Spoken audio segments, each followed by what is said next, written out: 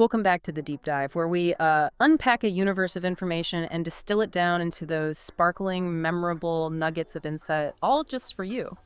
Today, we're setting a course for a truly iconic galaxy, one filled with eccentric characters, outlandish weaponry, and actually surprisingly deep storytelling. Okay, let's unpack this. We're diving into Ratchet and Clank, Up Your Arsenal. Ah, a classic. Right. Now, the title itself screams fun, action-packed adventure, which, it absolutely delivers on. But what's truly remarkable about this game is the surprising depth and innovation it harbors. That's what really solidified its place as both a critical darling and an enduring fan favorite. Absolutely. It wasn't just another sequel. Exactly. So, our mission today isn't just to reminisce about a classic, it's to embark on a deep dive into what made Up Your Arsenal so profoundly groundbreaking for its era. We're going to peel back the layers, really reveal how it masterfully crafted a sense of constant curiosity, how it built undeniable tension, relentlessly raised the stakes for both its characters and, well, for you as the player, and ultimately delivered a truly meaningful and impactful experience that honestly continues to resonate with gamers today. And we're doing all of this by meticulously sifting through a comprehensive look at the game's rich history and details, primarily from its very detailed Wikipedia entry. And what's truly fascinating here is the context. Up Your Arsenal wasn't just any game. It was the pivotal third installment in an already beloved series. Released back in 2004 for the PlayStation 2, it arrived with immense anticipation. And it didn't just meet expectations, it absolutely shattered them. Right. It immediately garnered critical acclaim, boasting an impressive Metacritic score of 91%. That kind of reception isn't easily achieved.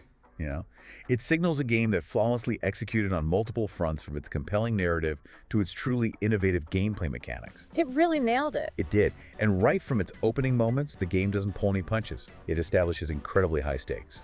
We're talking about a robotic villain whose explicit, chilling intent is nothing less than the total extermination of all organic life across the entire galaxy. Yeah, not exactly subtle. Not at all. This isn't some whimsical quest. It's an existential crisis, a battle for the very survival of every living, breathing creature. So for you, understanding this game's profound success offers a remarkable insight into effective game design, the art of brilliant narrative pacing, and how the action platformer genre itself was rapidly evolving during a pivotal time in gaming history. Interesting. It serves as an almost perfect blueprint for how to deeply engage players through constant escalation, surprising twists, and genuinely compelling character arcs, all while maintaining that distinctive Ratchet and Clank sense of humor. So, if we strip it down to its essence, what is Ratchet and Clank? Up Your Arsenal at its core. This title, known as Ratchet and Clank 3 in Europe and Africa, and Ratchet and Clank 3, Up Your Arsenal specifically down in Australia. Right, those regional differences. Exactly. It's a 2004 third-person shooter platform video game. Developed, of course, by the now legendary Insomniac Games, and published by Sony Computer Entertainment, exclusively for the PlayStation 2. As the third installment, it had a robust and successful foundation to build upon, right?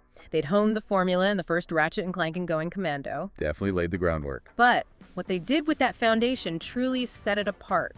Our core protagonists, the dynamic duo, are the titular Ratchet and Clank. Ratchet, our agile, brave, sometimes impulsive hero, is a Lombax from the planet Veldin, voiced brilliantly by James Arnold Taylor. Great voice work. And for those unfamiliar, Lombaxes are this sort of cat-like alien species known in the Ratchet and Clank universe for their engineering prowess and unique physical agility. Makes Ratchet a natural at wielding his signature wrench in melee combat, alongside, well, an absolutely ridiculously diverse arsenal of weapons. That's putting it mildly. Then there's Clank, his incredibly intelligent, articulate, and ever-loyal robotic sidekick and co-protagonist, voiced by the great David Kaye. Another perfect casting choice. Totally. Clank is usually perched on Ratchet's back, not just for moral support, but providing essential aid for movement with his various gadgets, and offering invaluable strategic commands when needed. Their contrasting personalities and unwavering bond are truly at the heart of the series, and this game, as we'll see, pushes that bond to its absolute limits. And this game wastes absolutely no time in thrusting our heroes into immediate peril. It really raises the stakes to a deeply personal, visceral level right from the outset. The opening plot point is just a masterclass in establishing urgency. Yeah, it kicks off fast. It does. Ratchet and Clank are casually, almost idyllically, playing chess in their luxurious penthouse in the Bogan Galaxy when they get this frantic, urgent transmission. Ratchet's home planet, Veldin, the very place we were introduced to him in the first game, is suddenly under a brutal and overwhelming attack by an army of tyrannoids. Oh, wow, right back home. Exactly. Now, tyrannoids are this formidable reptilian-like alien species, basically designed for war, and their swift, unexpected assault on a home planet immediately transforms what could be a general galactic danger into a deeply personal, high-stakes threat. It's an urgent, almost visceral call to action that makes you, the player, feel the immediate peril, a fierce motivation to defend what's familiar and dear. That personal connection is key, isn't it? Absolutely. And this devastating invasion is quickly attributed to a new, truly formidable antagonist, Dr. Nefarious, voiced with chilling perfection by the inimitable Armin Shimerman. Ah, Shimmerman, fantastic. Isn't he? Nefarious is presented not just as a run-of-the-mill villain, but as a robotic tyrant, with a singularly chilling agenda, the explicit intent of exterminating all organic life in the galaxy. His declaration delivered with that metallic menace, and as for you, filthy organic life forms, you can look forward to being annihilated, right? It isn't merely a villain's monologue. It's a terrifying mission statement that sets the relentlessly dark and high-stakes tone for the entire adventure. What's particularly clever here, and a brilliant way to create immediate curiosity, is that Nefarious is initially shrouded in mystery. The Galactic Rangers admit with palpable concern that very little is known about Nefarious, which only adds to the initial tension and suspense. So you don't know what you're up against. Precisely. The only lead they have, the slimmest glimmer of hope, is to track down the only man rumored to have ever beaten him. The notoriously self-aggrandizing and, let's be honest, utterly unreliable Captain Qwark. Oh, Qwark. Of course it's Qwark. Of course.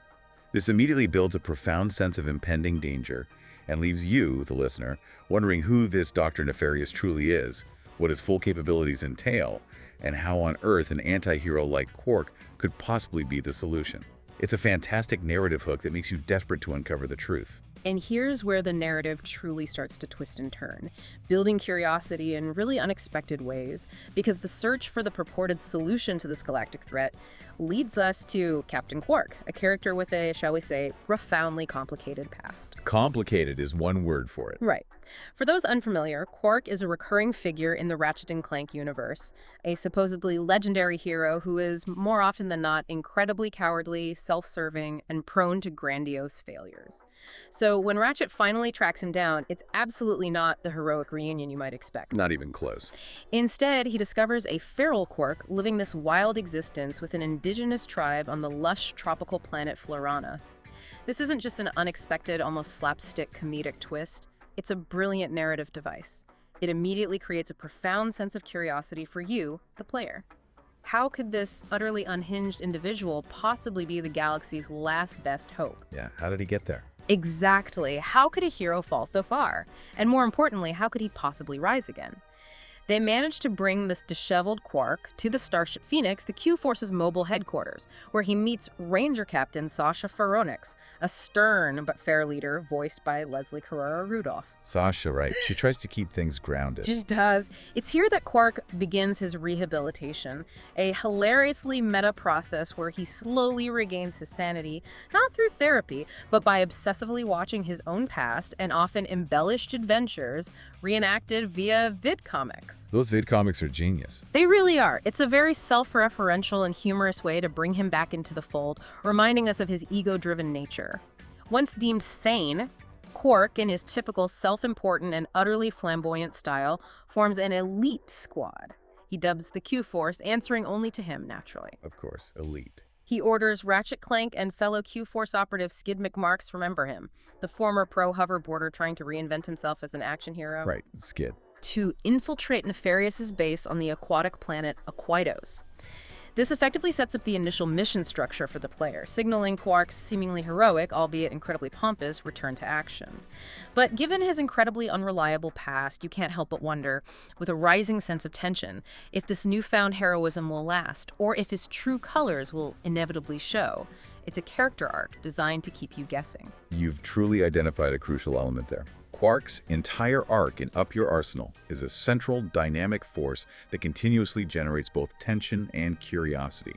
His journey from being feral to supposedly leading an elite squad is inherently unstable. It's riddled with narrative uncertainty. You just don't know what he'll do next. Exactly. Can this man truly be trusted? Will he revert to his old cowardly ways when the going gets tough? This constant oscillation between competence and cowardice provides a compelling, almost comedic undercurrent of dramatic tension that genuinely invests you in his unpredictable fate. Yep. Their first critical mission to Aquaidos, under Qwark's dubious leadership, yields some vital, albeit incomplete, answers. Clank, with his unparalleled hacking skills, successfully infiltrates Nefarious's database and obtains a map of Tyrannosis. Turns out, that's the Tyrannoid homeworld confirming their origins. Okay, so some progress. Some progress. Ratchet then, with characteristic Lombax agility and firepower, impressively succeeds in killing the Tyrannoid queen. A significant victory, right? Should cripple the invasion. You'd think so. But the sense of triumph is fleeting. Dr. Nefarious, always one step ahead, sends a mocking, chilling transmission directly to the Q-Force. It's a classic villain move, expertly designed to immediately re-raise the tension. Big Al, the team's wonderfully quirky and perpetually nervous technical expert. Gotta love Big Al. You do. He manages to trace the transmission to a heavily fortified munitions factory on the polluted planet Dax. It's there that Ratchet and Clank make a truly terrifying discovery. Nefarious is deep in the process of constructing this colossal, incredibly powerful weapon called the Biobliterator. The Biobliterator. Ominous name. Very. But what really raises the stakes significantly, creating a profound sense of dread, is that all critical information about its true purpose, its capabilities, its full power. It's all been mysteriously deleted from the database, as Clank notes with concern. Oh, great. So they know it's bad, but not how bad. Exactly. It leaves its true nature and the horrors it could unleash as a terrifying, unknowable mystery. This immediately prompts the harrowing question: what exactly is the Biobliterator, and what unfathomable, galaxy-altering devastation could it wreak? This raises an important question for both the characters and you, the player, fueling your curiosity and apprehension. Right. How much can the heroes truly trust Qwark, given his extremely checkered past, especially when faced with such an unprecedented destructive force?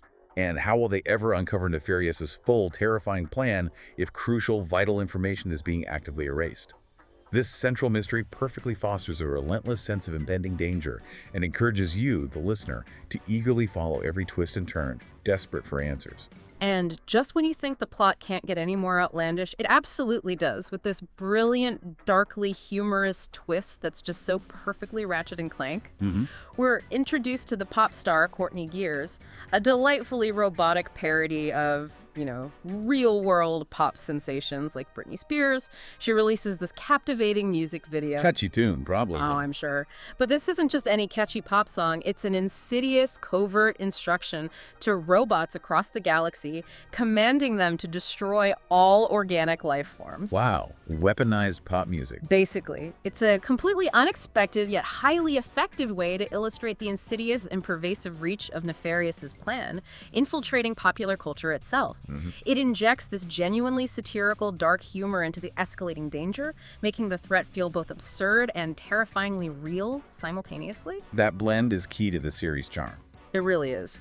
Then, things take a truly personal and devastating turn, specifically for our robotic co-protagonist, Clank. Ever the diplomat, always seeking to understand, he sets up a clandestine meeting with Courtney Gears, hoping to uncover more of Nefarious's scheme. But it's a trap. Gears, with chilling efficiency, renders him unconscious and turns him over directly to Dr. Nefarious.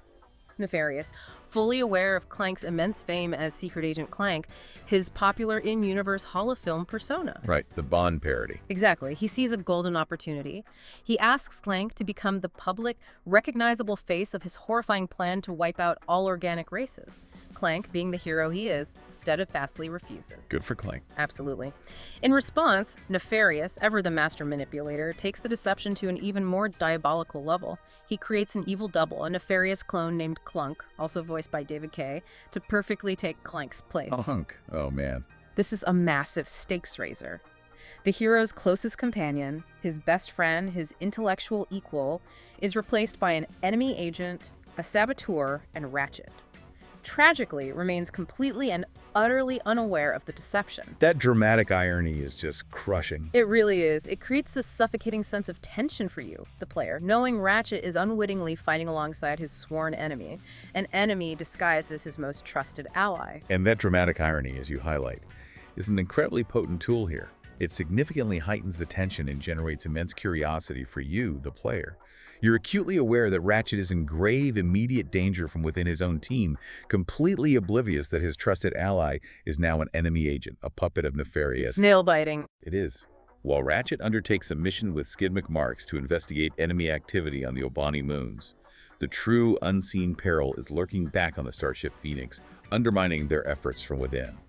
Upon Ratchet's return, the horrifying, concrete potential of the Bio-Obliterator is revealed in a devastating, unambiguous way. Courtney Gears, the robotic pop star turned agent of chaos, abducts Skidmic Marks. Oh no, not Skid. And, with cold efficiency, transforms him into a robot. Ratchet's stunned, almost disbelieving reaction. What? They turned Skid into a robot? That's impossible. Yeah. It perfectly encapsulates the shock and dread of this moment, not just for the characters, but for you. Yeah, suddenly it's very real. Exactly. Yeah. This isn't just a distant threat anymore. It's a chilling, irreversible demonstration.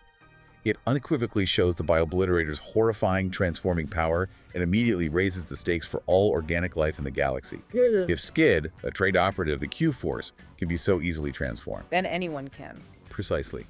No one is safe. The possibility of total, irreversible, robotic conversion becomes terrifyingly real. Following this devastating revelation, Sasha Phoronix, through meticulous intelligence gathering, locates Nefarious's primary ship, the Leviathan, at a remote spaceport. She dispatches Ratchet and Qwark, hoping to finally apprehend the Doctor. The big confrontation, or so they think. Right, but Nefarious, as we've come to expect, is always one step ahead. He reveals it's a cunning trap, activating the Leviathan's self-destruct system, sealing our hero's apparent fate.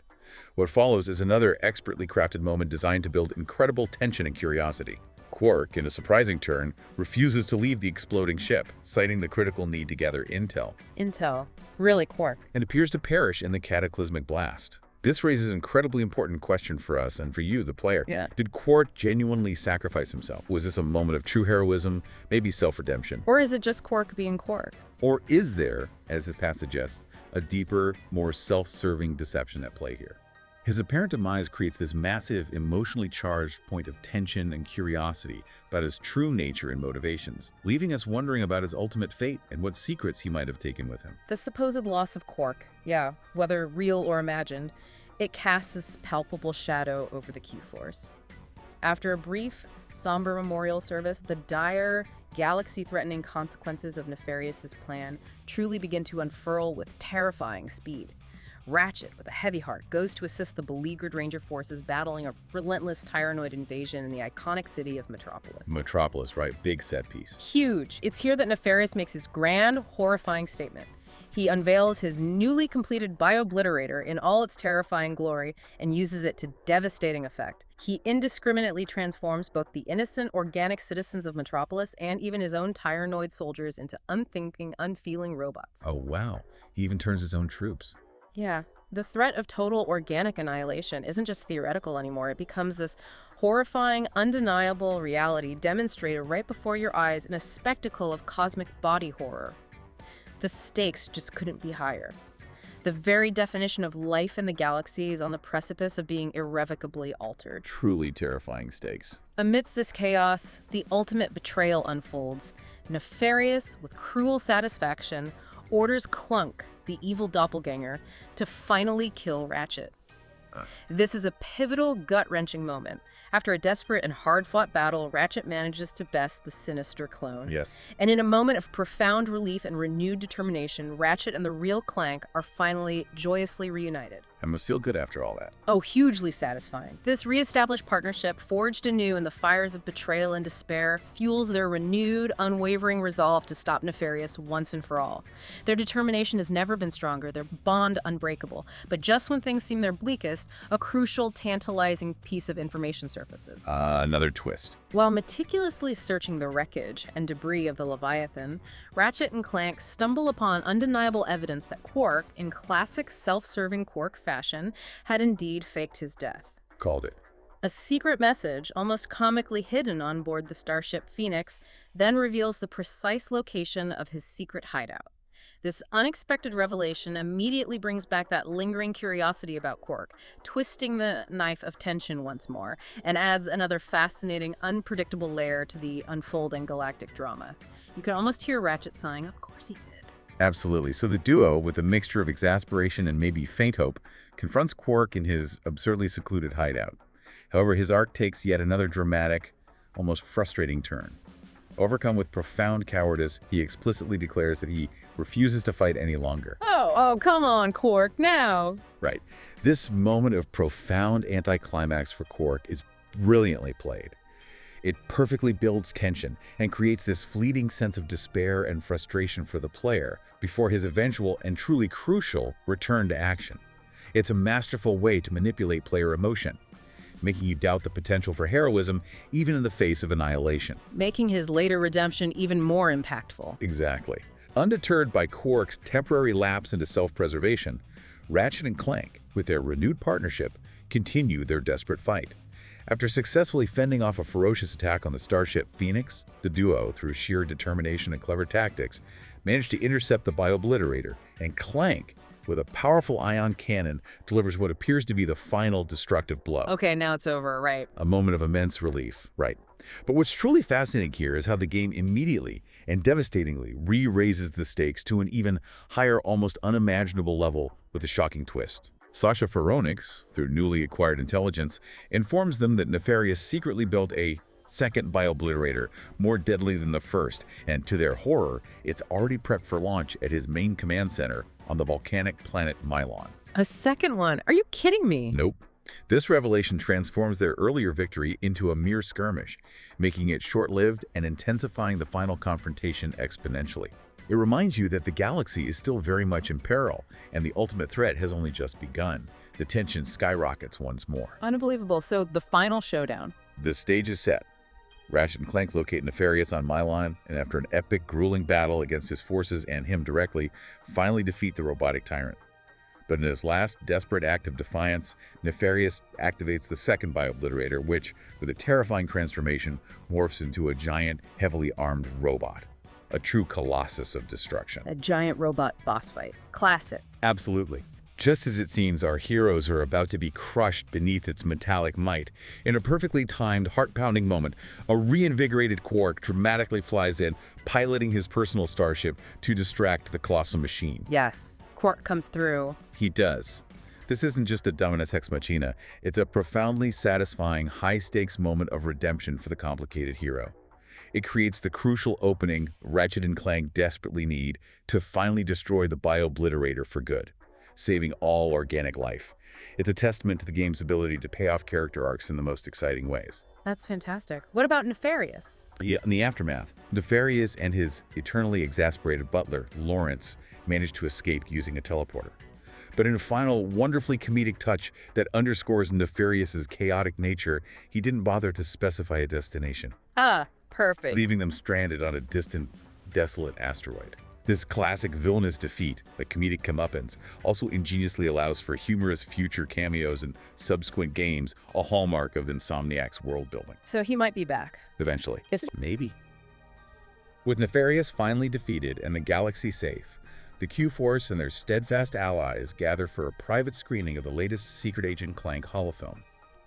A humorous and satisfying conclusion that brings their adventure to a fitting, well-earned close, providing that deeply satisfying sense of relief and accomplishment that such a high-stakes journey demands. Okay, let's unpack this further then. Let's pivot from the truly compelling narrative tension and character arcs to the groundbreaking gameplay innovations that really made up your Arsenal shine as more than just a great story. Right, the gameplay itself is a huge leap. It really was. Despite subtly straying further from the pure classic platform game formula of its predecessors, this title was expertly dubbed a combat platformer by PG&X Media.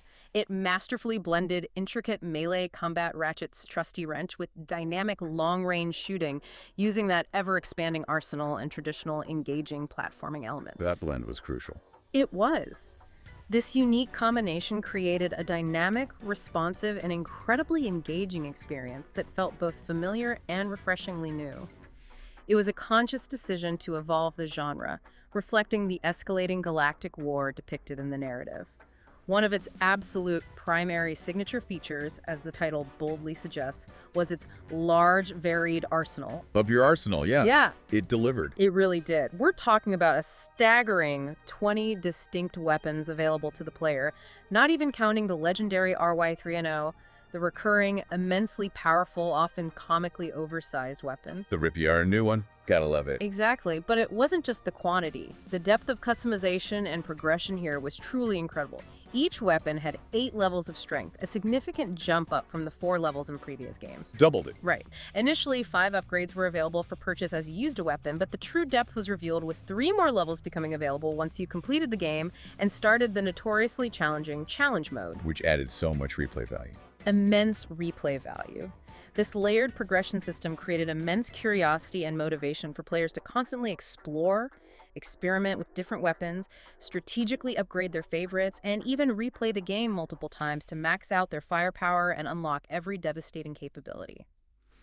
Beyond offensive weaponry, there were also 10 cleverly designed gadgets for other situations. Mobility tools, puzzle-solving aids, showcasing the game's versatility. The gadgets were always fun too. Totally. And new to the series, significantly enhancing the scale, were drivable vehicles like the hover ship and turbo slider, alongside significantly larger, more expansive worlds. It truly made the galaxy feel more immersive, alive, and vast, giving real weight to the galactic conflict. And what's truly fascinating here, building on that commitment to variety and player engagement, is how the game dramatically expanded player character diversity beyond just Ratchet. This added significant depth and strategic variety to the gameplay, and built further curiosity about the different roles within the Ratchet & Clank universe. Right, it wasn't just Ratchet all the time. Not at all. For instance, you had dedicated Clank scenarios where you, the player, take direct control of the robot's sidekick himself. In these segments, Clank wasn't just a backpack accessory, he became a strategic mastermind. You could give specific commands to smaller, adorable, but effective robots called Gadgebots. The Gadgebots. To solve complex environmental puzzles, navigate intricate areas, and even attack enemies in this sort of mini RTS style. It added a clever tactical layer. Then there were the electrifying giant Clank scenarios. Oh yeah, those were awesome. Weren't they? In these incredible moments, Clank transforms into this colossal, battle-ready form, gaining increased firepower with rockets and bombs, and a large amount of health to battle similar-sized, massive enemies. These segments were just pure, unadulterated power fantasy, raising the stakes of combat to a truly massive cinematic scale. You felt unstoppable. Definitely a highlight. But perhaps one of the most unique, charming, and narratively integrated additions were Captain Qwark's 2D side-scrolling vid comics. Ah, the vid comics, so good. Weren't they brilliant? They weren't just a fun gameplay break. They were cleverly designed narrative devices that directly built upon the history of Captain Qwark and his previous, often comically exaggerated, conflicts with Dr. Nefarious. These levels offered a refreshing, retro-styled gameplay experience while simultaneously deepening Qwark's often comical yet surprisingly significant backstory. A unique way to build curiosity about his complex motivations and past exploits. Just a genius way to integrate lore and gameplay. Totally agreed. And beyond these character bits, it made that huge leap. The multiplayer. The multiplayer. Up Your Arsenal made a truly revolutionary leap for the series, fundamentally changing its identity. It was the first Ratchet & Clank game to offer online multiplayer for the PlayStation 2. This was incredibly bold and ambitious for a series typically focused solely on single-player platforming adventures. A big risk back then. Huge risk. Supporting up to 8 players at a time and even featuring voice chat through a compatible headset, a significant technical feat for 2004. The multiplayer offered 3 distinct engaging modes: Classic Deathmatch, Strategic Capture the Flag, and the incredibly fun Siege mode, where you'd storm an opponent's base to destroy its power core. Siege was really well done. It was fantastic. If we connect this to the bigger picture, this pioneering move to integrate robust online multiplayer into a platformer was a significant stake raiser for Insomniac Games. It demonstrated their immense ambition, their willingness to innovate, and their remarkable ability to appeal to a number of genres, effectively broadening the game's reach. It was a truly forward-thinking step for a console game in 2004, pushing the boundaries of what a platformer could be and influencing future titles. It really set a new standard in some ways. It absolutely did. That online multiplayer was a game changer for the series, a real testament to Insomniac's vision. And speaking of development, the team behind Up Your Arsenal put an immense, focused effort into its creation. The team, around the 115 dedicated individuals, was aiming to create a game that would differ significantly from its predecessors, and as you mentioned, almost end up being 2 games in one. That ambition was clear. Yeah, this wasn't just marketing speak. It reflected a deep ambition to truly evolve the franchise and push the boundaries of what was possible on the PS2. They were striving for this blend of gameplay styles, robust single-player narrative, compelling multiplayer all in one package. A key part of their meticulous development process, and one that really speaks to their commitment to quality, was rigorous, extensive testing. Crucial for something this complex. Absolutely. They worked incredibly closely with Sony's quality assurance teams and, crucially, listened intently to fan feedback from the previous games. This iterative process, gathering community insights, identifying pain points, making continuous improvements was vital. It wasn't just about fixing bugs, it was about refining gameplay, balancing weapons, ensuring the story resonated.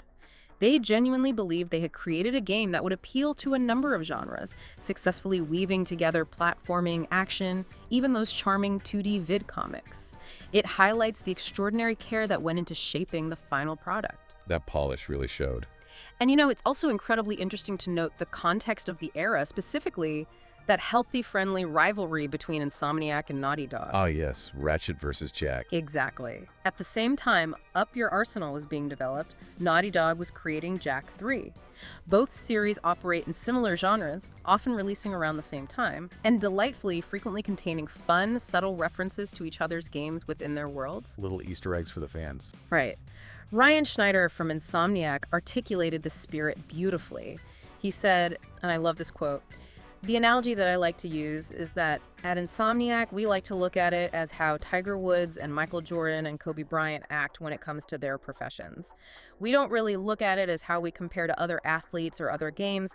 We just try to do the best that we can and elevate the sport." That's a great perspective, pushing each other to be better. It really is a wonderful insight into a healthy, respectful, competitive spirit that ultimately meant players were the true winners, getting this constant stream of absolutely fantastic, groundbreaking games from 2 powerhouse developers. It shows how that competition made them both better. Which brings us to a crucial point, and it raises an important question. How did all these ambitious innovations, the compelling story, the meticulous development, how did it all translate into critical reception and commercial success? The big question. And the answer, unequivocally, is overwhelmingly positive. Up Your Arsenal received universal critical acclaim upon release, achieving that outstanding average Metacritic score of 91%. Reviewers weren't just impressed, they were effusive. GameSpy awarded it a perfect 5 out of 5 stars, a rare feat. Wow. And IGN famously declared, in no uncertain terms, you must buy this immediately, citing its extensive lineup of weaponry, high-quality graphics, and polished sound effects.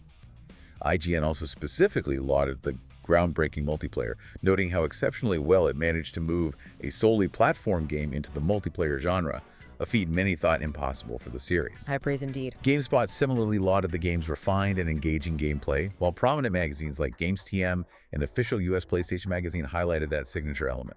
The offbeat comedy is one of its unique and most endearing strengths. Critics found the humor genuinely refreshing and perfectly integrated into the high-stakes narrative. It balanced that tone so well. Yeah, it really did. XPlay, a highly influential gaming show back then, hailed it, stating, "A mixture of excellent gameplay tweaks and new activities make the third one easily the strongest game in the series and one of the best games of this year," also awarding it a coveted full 5-star rating. According to Metacritic, a remarkable 12 separate reviewers gave the game the highest possible score. 12. That speaks volumes about its widespread impact. Just universally loved, it seems. Pretty much. While the praise was overwhelming, as with any game, there were minor criticisms, though they barely registered. IGN did feel it was slightly easier than its predecessor, Going Commando, which had a reputation for being tough. Okay, a slight difficulty dip. And GameSpot expressed a minor sentiment that some gameplay elements, while polished, felt somewhat similar to previous entries. However, both reviewers unequivocally considered these to be minor issues, ultimately having very little impact on the game's overall exceptionally high scores and enthusiastic recommendations. Fair enough. So awards and sales must have followed.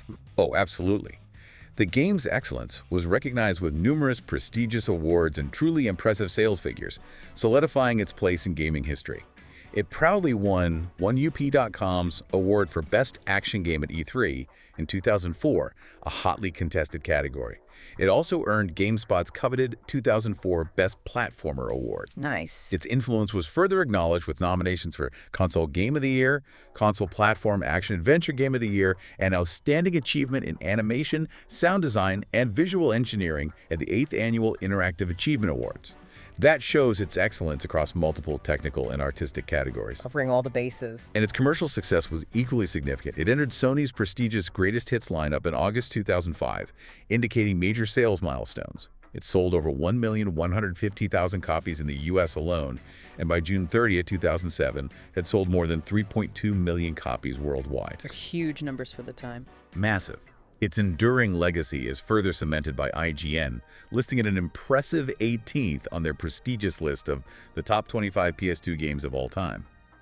These accolades and sales figures don't just speak to its immediate success, but solidify its lasting appeal and its undeniable place as a truly iconic, genre-defining game that resonated with millions. What an absolutely incredible journey we've taken through the vibrant yet perilous Bogon galaxy. We've witnessed the dire galactic peril posed by Nefarious's chilling extermination plot, been drawn into the twists and turns of unexpected betrayals, genuinely laughed at the sharp comedic twists, and ultimately celebrated a triumphant resolution, all powered by some truly groundbreaking gameplay mechanics. It really covered a lot of ground. It did. This deep dive has shown us how Up Your Arsenal didn't just tell a story. It masterfully combined humor, incredibly high stakes, and pioneering mechanics to create an experience that captivated critics and players alike, leaving an indelible mark on gaming. It demonstrated a perfect synergy between narrative and gameplay. A rare achievement. So, after all this exploration, what does this all mean for you, our listener? Well, this deep dive into one extraordinary game offers a compelling microcosm of successful storytelling and brilliant game development. It highlights how a compelling narrative, even one brimming with fantastical elements and absurd humor, can resonate deeply when the stakes are personal, the characters are complex and flawed, and innovation is not just embraced, but masterfully integrated. It shows the incredible power of a well-crafted antagonist like Nefarious, the redemptive journey of an unreliable hero like Captain Qwark, and the undeniable magic of a dynamic duo like Ratchet and Clank.